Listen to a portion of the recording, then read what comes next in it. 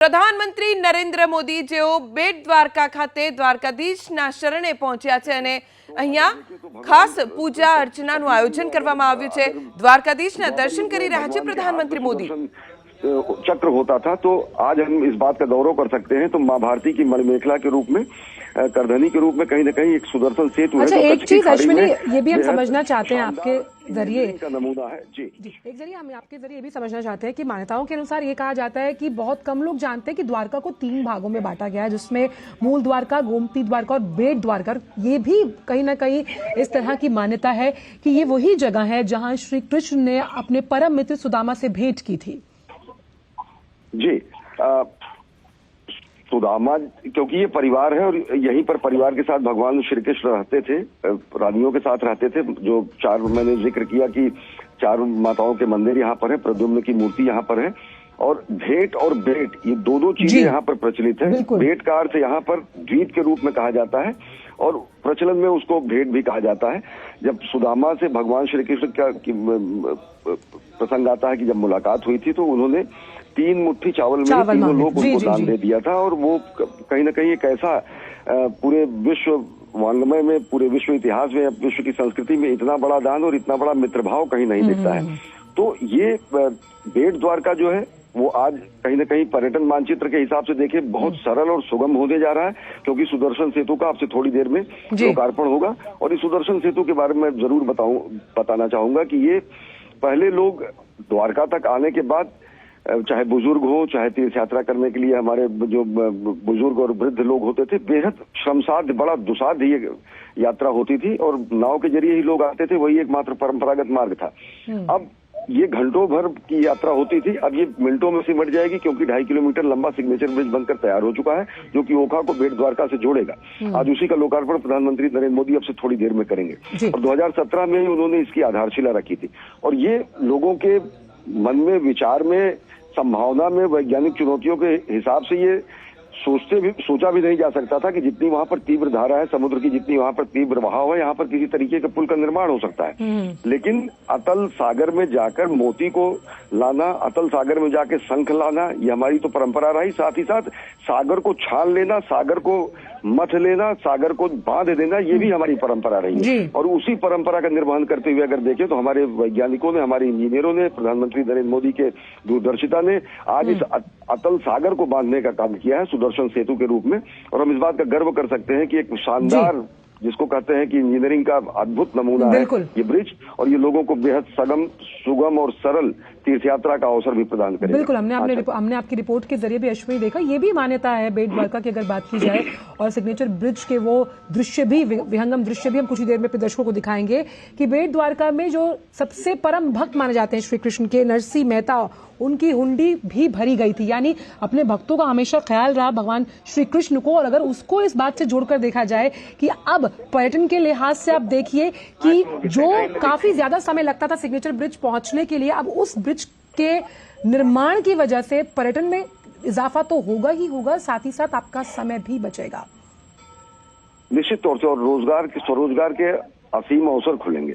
और सबसे बड़ी बात यह कि जिस तरीके से परंपरागत तरीके से यहाँ पर पूजा अर्चना की पद्धति है, प्रधानमंत्री नरेंद्र मोदी ने मंदिर में पहुंचकर पूजा अर्चना की, उन्होंने आरती की। आरती करने के साथ साथ यहाँ पर ध्वज को जो है, ध्वज पूजन की परंपरा है। ध्वज स्तंभ जो प्रधानमंत्री जब एक सिर पर रखकर जो चलते हैं, वही वह ध्वज है। और ध्वज स्तंभ की पूजा यहाँ पर विशेष मान्यता है, विशेष परंपरा है। यहाँ पर प्रदक्षिणा भी उन्होंने की, मंदिर के चारों तरफ उन्होंने पूरा मंदिर की प्रदक्षिणा की, उन्होंने मंदिर के चारों ओर उन्होंने परिक्रमा की। और ध्वज स्तंभ का जो मंदिर का अन्य स्थान है, वहां पर भी वो श्रद्धावनत हुए। तो सबसे बड़ी बात यह है कि यहाँ ये जो मंदिर है, क्योंकि ये राजप्रासाद जैसा था, ये महल जैसा था, ये निवास जैसा था, तो यहाँ पर मंदिर में शिखर नहीं है। द्वारकाधीश का जो द्वारका का मंदिर है उसमें शिखर है। सामान्यतः मंदिरों में शिखर होते हैं, लेकिन ये एक राजमहल प्रासाद जैसा है। और यहाँ पर ये शिखर विहीन मंदिर है। और शिखर विहीन मंदिर इसलिए है क्योंकि ये निवास स्थान के रूप में भगवान श्री कृष्ण द्वारा निवास स्थान के रूप में प्रयोग किया जाता था। और साथ ही साथ यहाँ पर जैसा मैंने कहा कि माता रुक्मिणी, माता जामवंती, राधिका जी, और साथ ही साथ यहाँ पर सत्यभामा जी की भी मूर्तियां हैं, प्रद्युम्न की मूर्तियां हैं। तो समूचा परिवार यहाँ पर है। तो ऐतिहासिक स्तर से अगर देखें तो सागर के नीचे द्वारका की स्थिति की वैज्ञानिक पुष्टि भी होती है, क्योंकि यहाँ पर जब अन्य लंबे समय तक खुदाई की गई 1980 से 90 के दशक के बीच में, फिर 90 से दशक के आगे, तो अनेक ऐसे पुरातात्विक साक्ष्य यहाँ पर मिले हैं जो कि हड़प्पा कालीन सभ्यता से भी ज्यादा पुरानी सभ्यता के माने जाते हैं। इस मंदिर के वर्तमान स्वरूप को तो गुरु वल्लभाचार्य जी ने स्थापित किया है, लेकिन ये माना जाता है कि जो मूर्ति है ये 5000 वर्षों से भी ज्यादा पुरानी मूर्ति है, और ये माना जाता है कि माता रुक्मिणी ने ही अपने हाथों से इस मूर्ति को बनाई है, जो कि बलुआ पत्थर से बनी हुई मूर्ति है। तो पौराणिकता की बात छोड़े, ऐतिहासिकता भी इस क्षेत्र की पूरी तरीके से स्थापित है, और जो समुद्र की गहराइयों में जो पुरातत्व सर्वेक्षण किए गए, जो पुरातत्वीय खोज किए गए, वो कहीं न कहीं बताते हैं कि कितनी हमारी प्राचीन संस्कृति है। अलग अलग तरीके से जो हमारे युग हैं वो मानव सभ्यता के कैसे चरण रहे होंगे, जिसमें पूरा का पूरा एक मानव सभ्यता का पूरा इतिहास का एक कालखंड समाप्त हुआ होगा। तो जो एक दौर था जब कपोल कल्पनाएं ये मानी जाती थी, जब अस्तित्व पर सवाल। अच्छा, यहाँ पर ये भी मान्यता मानी गई है बेट द्वारका की, अगर हम बात करें जहाँ पर आप मौजूद हैं अश्विनी, कि यहाँ पर चावल दान करने की परंपरा है, और ऐसा भी माना गया है हिंदू मान्यताओं के अनुसार कि आप जब यहाँ चावल दान करते हैं तो हमेशा आपका घर समृद्धि से भरा रहता है। जी, और ये हमारी परंपरा ही इस तरीके के है कि हम मंदिरों में जाकर दान करते हैं, हम और उसी दान का हमें पुण्य प्राप्त होता है। दान की बात तो जो मैंने कहा कि भगवान श्री कृष्ण ने से जब मिलने के लिए सुदामा आए तो अपने साथ वो जो मुट्ठी भर चावल लेके आए थे, तो 3 मुट्ठी भर में ही उन्होंने उनको तीनों लोग दे दिया, और बाद में रुक्मिणी को हाथ पकड़कर रोकना पड़ा कि भगवान आप ये क्या कर रहे हैं। ये मित्र भाव के साथ साथ उपकार या फिर दान का सर्वोत्तम उदाहरण मिलता है कि आप अपना सर्वस्व दान कर दें, कई लोग दान कर दें, और किसी तरीके का भेद विभेद किसी में न रखें। मित्र भाव, सखा भाव का इससे बड़ा उदाहरण पूरी दुनिया में नहीं है। और साथ ही साथ भगवान श्री कृष्ण का अगर समूचा व्यक्तित्व देखें तो एक युग पुरुष के रूप में, एक योगाधीश्वर के रूप में, एक कर्म वंशीधर के रूप में चाहे अगर देखें, कर्मयोगी के रूप में देखें, अगर योगेश्वर के रूप में देखें, तो अलग अलग रूप में भगवान श्री कृष्ण के जो व्यक्तित्व के आयाम है वो लोगों को कहीं न कहीं प्रेरित करते हैं कि किस तरीके से आप धर्म की स्थापना के लिए, किस तरीके से आप सत्य की स्थापना के लिए, किस तरीके से आप व्यवस्था की स्थापना के लिए जी अपना समूचा ऊर्जा और अपनी समूची मेधा और अपना समूचा संसाधन लगा दें। भगवान ने ही कहा कि धर्म संस्थापनार्थाय संभवामि युगे युगे, तो वही एक मूल हमारे यहाँ जो परंपरा रही है कि धर्म की स्थापना हो, किसी भी तरीके से अधर्म की का नाश हो, ये हमारी परंपरा रही। और द्वापर युग में भगवान श्री कृष्ण ने बाकायदा यही किया है। और जिस बेट द्वारका की हम बात कर रहे हैं, बेट द्वारका का पूरा जिक्र जो है हमारे पौराणिक ग्रंथों में मिलता है, हमारे संस्कृत के ग्रंथों में बिल्कुल मिलता है, जिसका जिक्र जिक्र मिलता है। महाभारत में इसको अंतर्द्वीप के रूप में कहा गया है। तो निश्चित तौर से अगर देखें तो जो पौराणिकता को नकारने की कोशिश थी और पौराणिकता और ऐतिहासिकता को अलग करने की कोशिश थी, वो कहीं न कहीं समाप्त होती है। ऐसे साक्ष्य और ऐसे परम सत्य यहाँ पर मौजूद हैं जो पूरी दुनिया को चकित कर देते हैं कि कितनी प्राचीन और कितनी गौरवशाली हमारी संस्कृति है। साथ ही अश्विनी, क्योंकि आपने जिक्र किया कि बेट द्वारका की अगर हम बात कर रहे हैं तो भारतीय महाकाव्य महाभारत और स्कंद पुराण में इसे प्राचीन शहर माना गया। बेट द्वारका को शंखोद्वार भी कहा जाता है क्योंकि यहाँ पर भगवान विष्णु ने राक्षस शंकासुर का संहार किया। और इसका एक और कारण यह कि क्योंकि ये द्वीप के पास बना हुआ है तो यहाँ पर बड़े स्रोत जो है वो शंख के हैं, इसीलिए भी इसे इस नाम से जाना जाता है।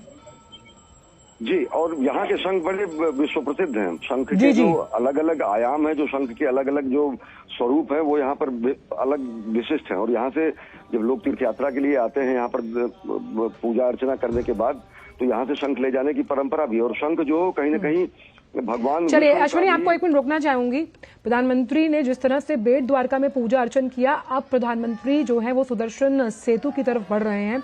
और सुदर्शन सेतु का जिस तरह से जिक्र अश्विनी मिश्रा कर रहे थे कि ये अपने आप में, जब हम इंजीनियरिंग के बेहतरीन नमूने की बात करते हैं, अब देखिए इन तस्वीरों के विहंगम दृश्य के जरिए कि अब किसी को भी समुद्र की जो लहरें हैं वो डराएंगी नहीं, क्योंकि सिग्नेचर ब्रिज से आप देखिए इन तस्वीरों के जरिए क्या विहंगम दृश्य आप यहाँ पर देख पा रहे हैं। हम ये जानते हैं कि प्रधानमंत्री ने 2017 में इस ब्रिज की आधारशिला रखी थी।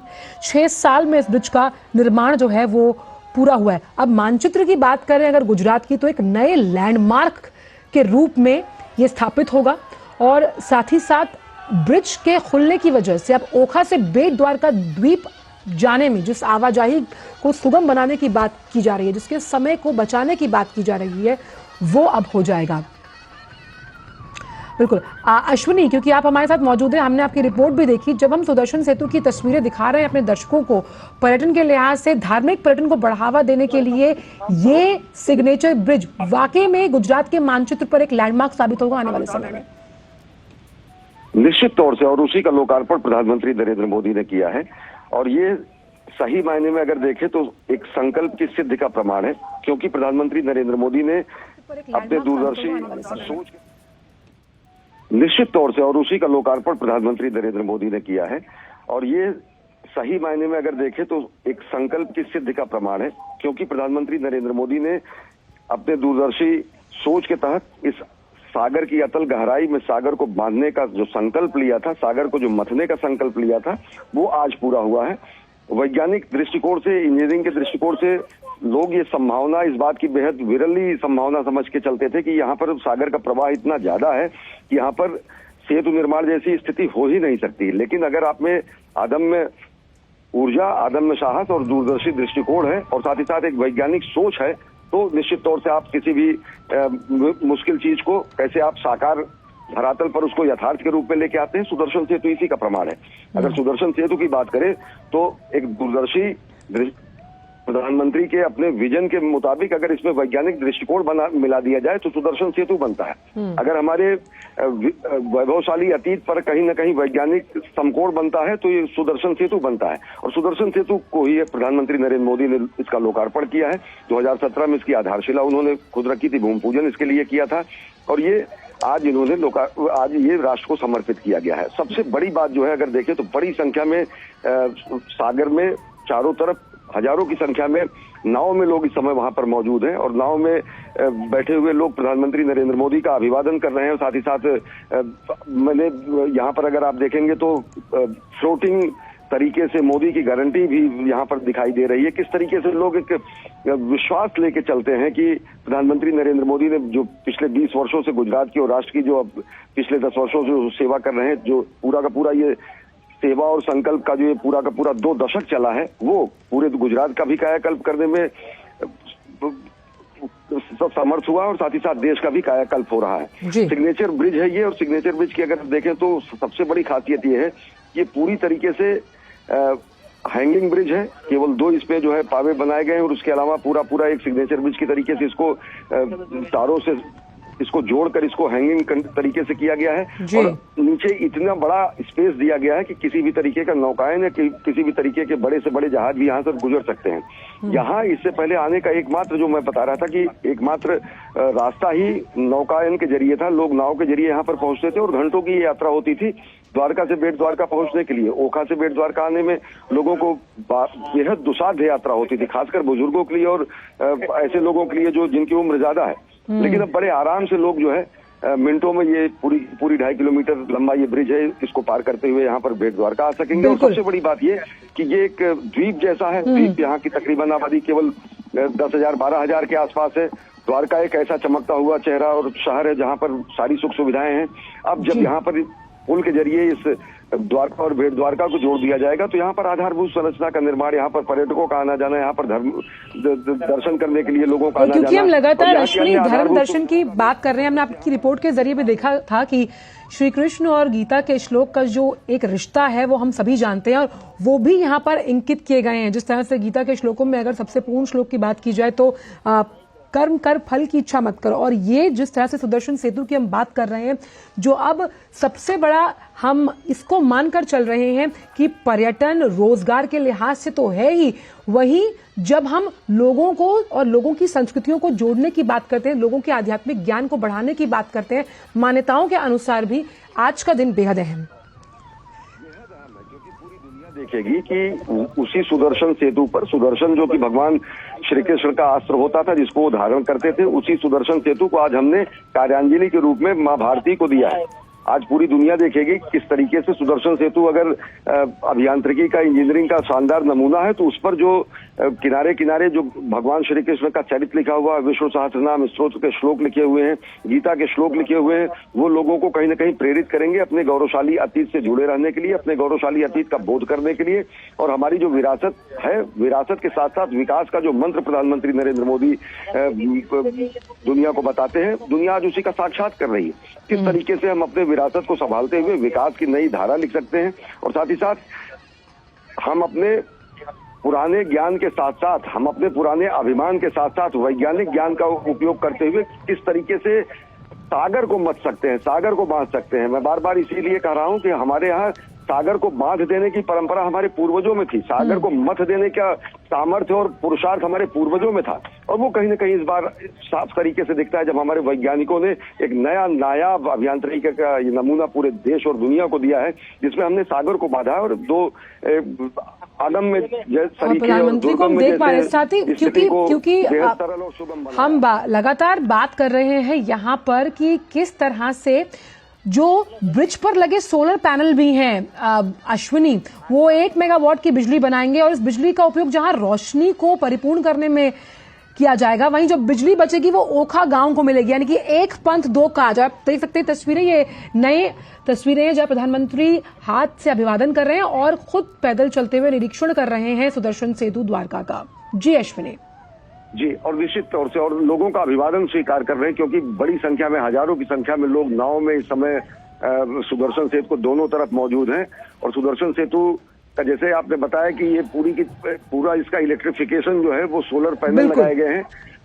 जो सेतु है, सेतु के दोनों तरफ पेडेस्ट्रियन बनाया गया है, फुटपाथ बनाया गया है, और उसके ऊपर सोलर पैनल लगाया गया है। और उसी सोलर पैनल से जो बिजली जनरेट होगी, उससे ये रात में इसका शानदार, इतना जबरदस्त इसका लुक आता है, इतना शानदार ये पूरा का पूरा जब जगमग कर उठता है सोलर लाइट से ये पूरा का पूरा पुल, तो लोग कहीं ना कहीं ये भी एक लोगों के लिए एक विशेष आकर्षण का केंद्र होगा, जो यहाँ पर तीर्थ यात्रा के लिए आएंगे, जो पर्यटन के लिए आएंगे, जो धार्मिक यात्रा के लिए आएंगे। और जो बची हुई बिजली है उसका उपयोग जो है ओखा गांव को किया जाएगा। ओखा जो गांव जो एकदम सटा हुआ गांव है, तो निश्चित तौर से अगर देखें तो ये सहकार से समृद्धि या फिर सौर ऊर्जा से जो है, जो जिसका बहुत कम उपयोग किया गया था इस पूर्ववर्ती सरकारों द्वारा, जो ऊर्जा के केवल परंपरागत स्रोत थे, जो उन्हीं का केवल दोहन किया जाता था। लेकिन चाहे विंड एनर्जी की बात करें, चाहे सोलर एनर्जी की बात करें, इन सब का नया एक प्रयोगशाला के रूप में गुजरात था। 2000 से लेकर 2014 तक अगर देखें तो जब प्रधानमंत्री नरेंद्र मोदी के यहाँ मुख्यमंत्री तो काल था, तो विंड एनर्जी और सोलर एनर्जी पर जबरदस्त यहाँ पर काम किया गया, और पवन ऊर्जा और सौर ऊर्जा के जरिए यहाँ पर बड़ी बड़ी परियोजनाओं को भी संचालित किया गया। तो एक नया जो कॉन्सेप्ट है वो यही है कि किस तरीके से हम ऊर्जा के गैर परंपरागत स्रोतों पर, परंपरागत स्रोतों से हटकर गैर परंपरागत स्रोतों पे आए, वो तो एक ही है। साथ ही साथ ये स्पष्ट तरीके से पूरी दुनिया को संदेश है कि भारत किस तरीके से अपने पर्यावरण के संरक्षण में, अपने प्रकृति के संरक्षण में, अपने एक चीज हम चाहते हैं कि आप अपने शब्दों में इस बात का वर्णन कीजिए। जब हम भगवान श्री कृष्ण का नाम लेते हैं तो मोरपंख उनका पर्याय है, और इस पंख को भी अगर देखा जाए, शायद हम यहाँ से देख पाएंगे कुछ ही देर में, उसे भी इस ब्रिज के जो पिलर्स हैं उन पर उकेरा गया है, जो काफी दूर से दिखाई देगा। ગૃહમાં પ્રધાનમંત્રી પહોંચ્યા છે, જ્યાં પ્રધાનમંત્રી ભગવાન દ્વારકાધીશના ચરણોમાં શીશ નમાવી રહ્યા છે। ये मंदिर भारत के गुजरात के गोमती नदी के तट पर द्वारका में स्थित है। 5 मंजिला इमारत ये मंदिर, 72 स्तंभों वाला ये मंदिर जगत मंदिर या फिर निज मंदिर के रूप में भी जाना जाता है। पौराणिक कथाओं के मुताबिक ये मंदिर 2200 साल पुराना बताया जाता है, और 15वीं और 16वीं शताब्दी में द्वारकाधीश मंदिर का विस्तार किया गया था। और आपको बता दें कि बद्रीनाथ और रामेश्वर के बाद द्वारकाधीश तीर्थ की यात्रा की जाती है। और आप देख सकते हैं ये मंदिर की भव्य तस्वीरें, जहां प्रधानमंत्री नरेंद्र मोदी पहुंचे हैं आज सुबह, और द्वारकाधीश मंदिर में उन्होंने पूजा अर्चना की है। आपको बता दें कि ये मंदिर भारत के गुजरात राज्य के द्वारका शहर में स्थित है, और ये जो शहर है द्वारकाधीश जहां मंदिर स्थित है वो गुजरात के जिले जामनगर में पड़ता है। ये मंदिर भारत में हिंदुओं द्वारा पवित्र माने जाने वाले 4 धाम तीर्थ का हिस्सा है, और 3 तीर्थ जो हमने बताए वो है रामेश्वरम, बद्रीनाथ और जगन्नाथपुरी। और चौथा जो है वो द्वारकाधीश माना जाता है, सबसे पवित्र तीर्थ धामों में से माना जाता है। गुजरात में स्थित ये मंदिर है और प्रधानमंत्री नरेंद्र मोदी ने आज सुबह यहाँ पूजा अर्चना करी विधि विधान के साथ। और इससे पहले वो बेट द्वारका भी गए सुबह, जहां उन्होंने सिग्नेचर पुल का भी उद्घाटन किया। और 2.5 किलोमीटर वाला जो ये सिग्नेचर ब्रिज है वो उस देश का सबसे बड़ा केबल पुल है। द्वारकाधीश मंदिर लगभग इसकी जो ऊंचाई है वो 157 फीट है। इस मंदिर के शिखर पर आप एक झंडा लगा हुआ देख सकते हैं। मंदिर के ऊपर जो ये झंडा है, ये जो ध्वज है वो सूर्य और चंद्रमा को दर्शाता है,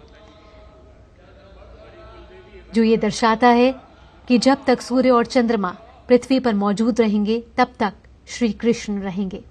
ये द्वारकाधीश मंदिर की तस्वीरें आप लगातार अपनी टीवी स्क्रीन पर देख रहे हैं, जहां प्रधानमंत्री नरेंद्र मोदी सभी का अभिवादन स्वीकार करते हुए उन्होंने पूजा अर्चना करी। और बेहद ही तीर्थ मंदिरों में भगवान श्री कृष्ण का ये मंदिर है, जो गुजरात के द्वारका में स्थित है। जिले जामनगर में पड़ता है ये मंदिर, जहां प्रधानमंत्री नरेंद्र मोदी ने पूजा अर्चना करी।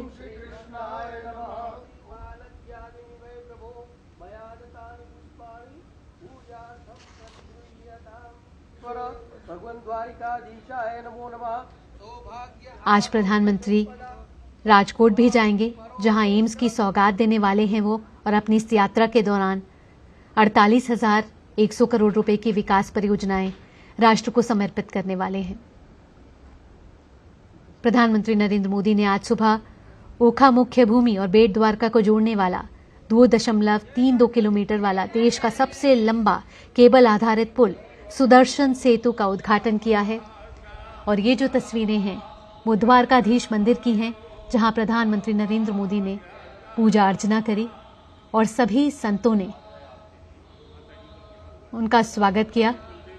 हमारे संवाददाता ज्यादा जानकारी के साथ अश्विनी मिश्र द्वारकाधीश से हमारे साथ जुड़ चुके हैं। अश्विनी, सबसे पहले सिग्नेचर ब्रिज का उद्घाटन किया प्रधानमंत्री नरेंद्र मोदी ने और अब वे द्वारकाधीश पहुंचे हैं, और इसके बाद उनकी कई योजनाएं जो हैं वो प्रधानमंत्री नरेंद्र मोदी आज राष्ट्र को समर्पित करने वाले हैं।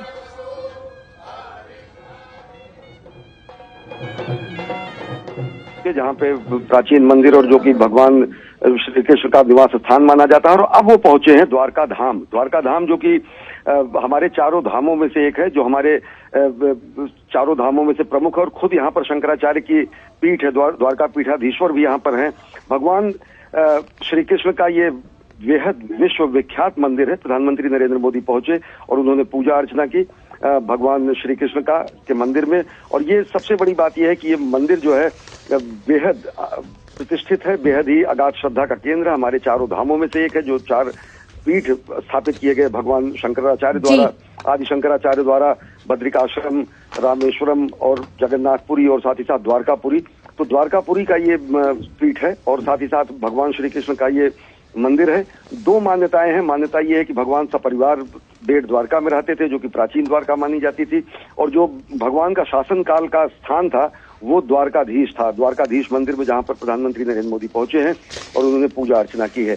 और भावना अगर देखें तो सबसे बड़ी बात यह है कि इन दोनों मंदिरों का देश दुनिया के कोने कोने से सनातन धर्म के मतावलंबी और साथ ही साथ अगाध श्रद्धा रखने वाले हिंदू मतावलंबी सब यहाँ पर पहुंचते हैं। और उससे भी बड़ी बात यह है कि यहाँ पर अगर जो नवनिर्माण देखें तो नवनिर्माण भी खुद जबरदस्त तरीके से विकास कार्यों का भी किया गया है। तो विकास और विरासत जिसकी दोनों बातें कही जाती हैं, वो जो है यहाँ पर दिखाई देता है। प्रधानमंत्री नरेंद्र मोदी पहुंचे मंदिर में, उन्होंने पूजा अर्चना की और साथ ही साथ शंकराचार्य द्वारका पीठाधीश्वर का उन्होंने उनके प्रति उन्होंने श्रद्धा प्रकट की और खुद द्वारका पीठाधीश्वर शंकराचार्य जी ने उन्हें अंगवस्त्र देकर उनका सम्मान किया।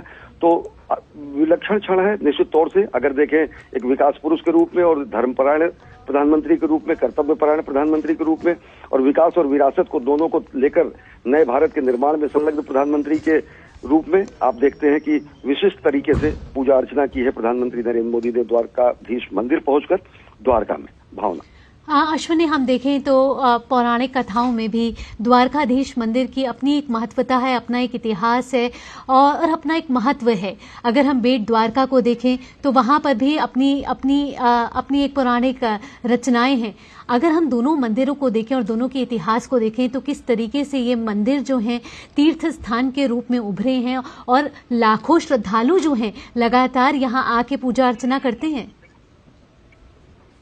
जी भावना, ये हमारे चारों धामों में से एक है द्वारका धाम, द्वारका का ये मंदिर। और साथ ही साथ अगर देखें तो आदिकाल से ही हमारे सनातन संस्कृति के श्रद्धा का केंद्र रहा। चारों धाम करना हर एक सनातन हिंदू मतावलंबी का लक्ष्य होता है। जीवन के पुरुषार्थों में से निश्चित तौर से जब वानप्रस्थ की स्थिति होती है, जब गृहस्थ आश्रम में व्यक्ति होता है, तब वो पहुंचता है और चारों धाम करता है। चारों धाम की यात्रा किया जाना निश्चित तौर से एक सनातन धर्मावलंबी के लिए बेहद यथेष्ट कार्य होता है। और यहाँ पर शंकराचार्य की पीठ भी है। शंकराचार्य का यहाँ पर शारदा पीठाधीश्वर, यहाँ पर द्वारका पीठाधीश्वर यहाँ पर स्वयं विद्यमान है और इस पीठ की स्थापना भगवान आदि शंकराचार्य ने स्वयं की थी। तो बेहद महात्मा है। ભગવાન દ્વારિકાધીશના મંદિરે પહોંચ્યા પ્રધાનમંત્રી નરેન્દ્ર મોદી। વર્ષો જૂનું પૌરાણિક મંદિર અહીંયા માનવામાં આવે છે કે જ્યાં કનૈયો રાજ કરતો હતો અને દ્વારિકાના રાજા તરીકે ઓળખાતો હતો કનૈયો કૃષ્ણ, અને આજે આ કૃષ્ણ કનૈયાના દરબારમાં પહોંચ્યા છે પ્રધાનમંત્રી નરેન્દ્ર મોદી। દ્વારકામાં પ્રધાનમંત્રી પહોંચ્યા સ્કૂબા ડ્રાઈવ માટે। દ્વારકામાં દરિયામાં પૌરાણિક નગરીના કર્યા દર્શન। કહેવાય છે કે વર્ષો જૂની જે દ્વારિકા નગરી હતી એ સોનાની દ્વારકા હતી અને સોનાની દ્વારકા નગરીના અવશેષો આજે પણ દરિયામાં હયાત છે અને એટલા માટે જ અહીંયા સ્કૂબા ડાઇવિંગ કરાવવામાં આવે છે અને લોકોને, પ્રવાસીઓને, યાત્રિકો માટે આ સ્કૂબા ડાઇવની વ્યવસ્થા કરવામાં આવી રહી છે। પંચકુઈ બીચ ઉપર પ્રધાનમંત્રી નરેન્દ્ર મોદી પહોંચ્યા છે સ્કૂબા ડાઇવ માટે। પંચકુઈ બીચમાં તૈયારીઓ પણ કરવામાં આવી હતી અને જ્યાં પ્રધાનમંત્રી નરેન્દ્ર મોદી પહોંચ્યા છે ભગવાન શ્રી કૃષ્ણની દ્વારિકાના અવશેષોને નિહાળવા માટે। કહેવાય છે કે આજે પણ એ સોનાની નગરીના દ્વારકાના અવશેષો એ દરિયામાં હજુ પણ હયાત છે અને એ જ દર્શાવે છે કે કેટલી ભવ્ય નગરી હશે દ્વારિકા નગરી, કેટલો ભવ્ય વારસો એ ધરબાયેલો હશે દરિયાના પેટાળમાં। આ વિશે વધુ માહિતી આપવા આપણી સાથે જોડાઈ ચૂક્યા છે રાજુ રૂપારેલિયા। રાજુ, શું સ્થિતિ, ક્યાં પહોંચ્યા છે પ્રધાનમંત્રી, કઈ રીતની વ્યવસ્થા કરવામાં આવી છે સ્કૂબા ડાઇવ માટેની? એ જો વાત કરવામાં તો નરેન્દ્ર મોદી છે સીધા દ્વારકાધીશ જગત મંદિરે દર્શન કરી અને નજીકનો જે સુદામા સેતુ છે ત્યાં થઈ અને હાલ જે ગોમતી ઘાટની સામે પંચકુઈ વિસ્તાર છે ત્યાં પહોંચ્યા છે। ત્યાં પહેલેથી સુરક્ષા જે એજન્સીઓ છે આપણી ભારતની તેમના દ્વારા ડોમ બાંધી અને મોદીજી જે સ્કૂબા કરે તેવી તમામ શક્યતાઓ છે આ તે દેખાઈ રહી હતી। ત્યારે હાલ છે તે નરેન્દ્ર મોદી છે તે સ્કૂબા કરવા માટે ગયા છે અને દરિયાની અંદર જે દ્વારકાના જૂના અવશેષો છે તે પૂરા નિહાળી શકવાની પણ જે શક્યતાઓ છે તે તંત્ર દ્વારા બતાવવામાં આવી રહી છે। ત્યારે નરેન્દ્ર મોદી છે તે સ્કૂબા ડ્રાઈવ કરી અને બહાર નીકળશે, ત્યારબાદ તેઓ છે તે મોટી જનમેદની છે આ તે સભા સંબોધશે। જી, આભાર રાજુ આપનો તમામ માહિતી બદલ। તો દ્વારિકામાં સ્કૂબા ડાઇવની જે વ્યવસ્થા કરવામાં આવી છે અને કહેવાય છે કે જ્યારે 16,000 રાણીઓ સાથે, પટાણીઓ સાથે દ્વારિકામાં નિવાસ કરતા હતા એ સમયની જે દ્વારિકા નગરી હતી એના અવશેષો આજે પણ દરિયામાં ધરબાયેલા છે અને એ નિહાળવા માટે સ્કૂબા ડાઇવ કરવામાં આવે છે।